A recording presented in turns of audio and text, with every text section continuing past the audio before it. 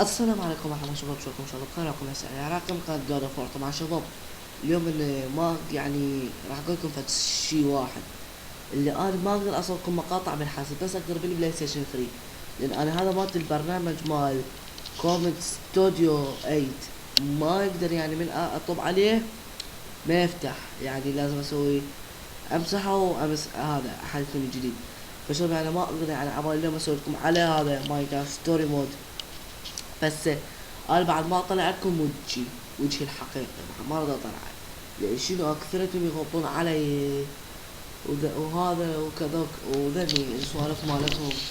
وليش انت ما تستقبل رسائل على الفيسبوك شباب؟